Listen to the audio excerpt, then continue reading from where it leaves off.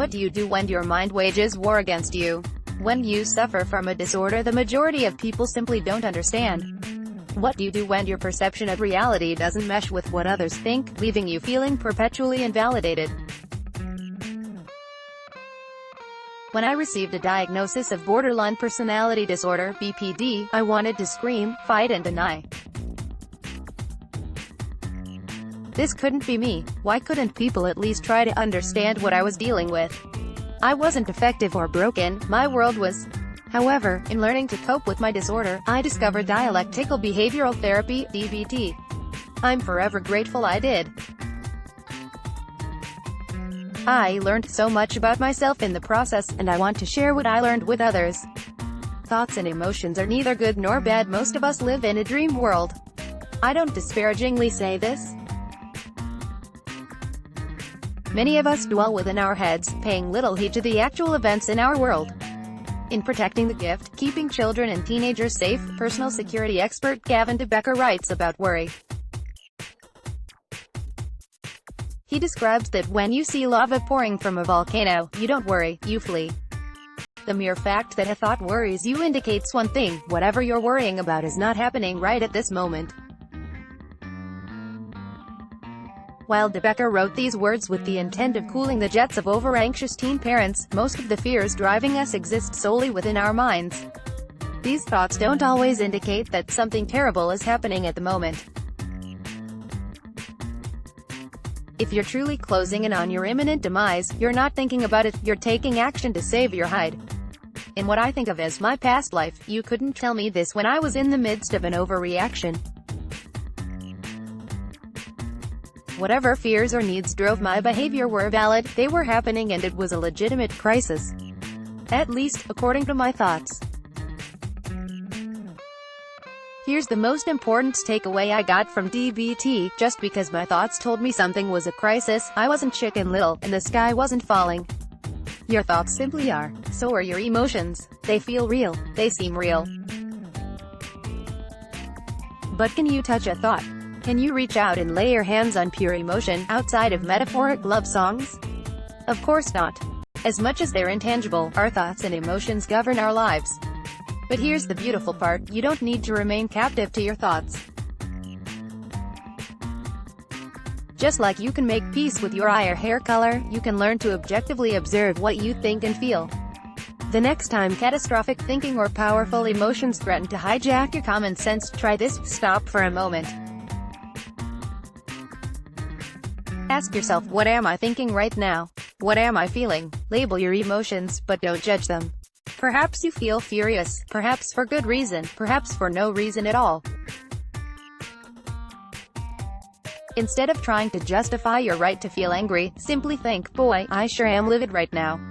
The act of naming an emotion without judging it helps to diffuse overreactions. Do the same for thoughts.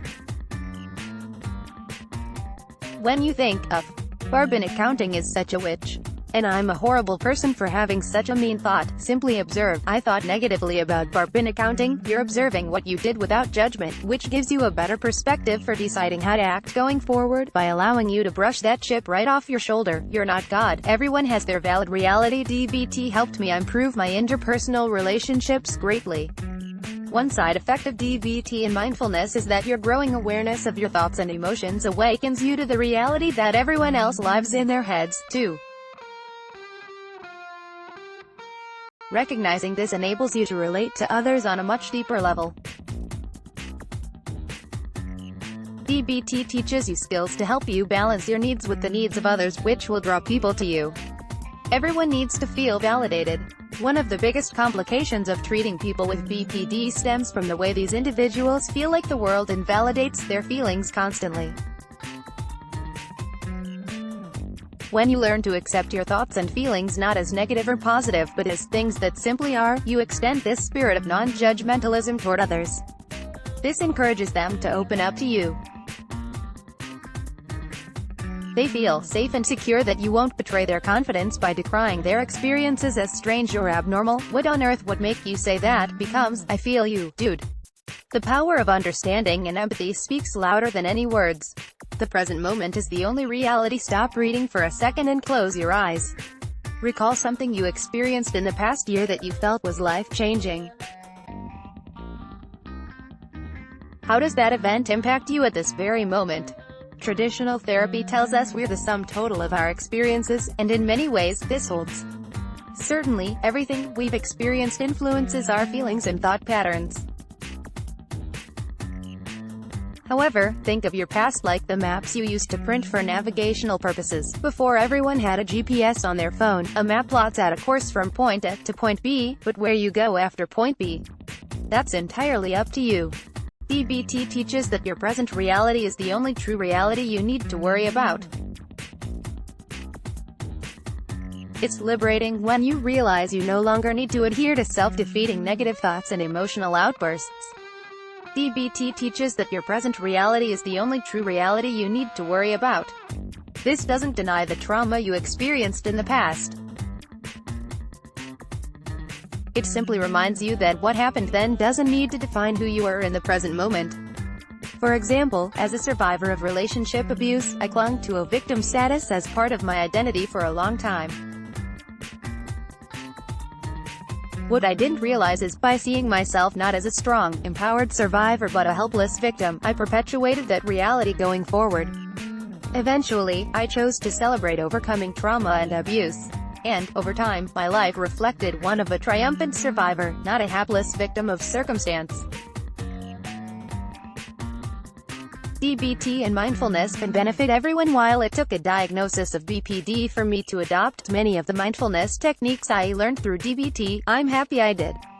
Anyone, regardless of whether you have a personality disorder or not, can benefit from integrating mindfulness into their daily practices. Give it a try. The next time you feel caught in a whirlwind of negative thoughts and emotions, just stop, take a deep breath, and accept what is related. Read Move Mindfully Through Life. 5 Ways to Help Bring Positivity into Our Days. Image 1. Pexels. 2. Pexels. Subscribe to our newsletter. Sign up to receive our top articles.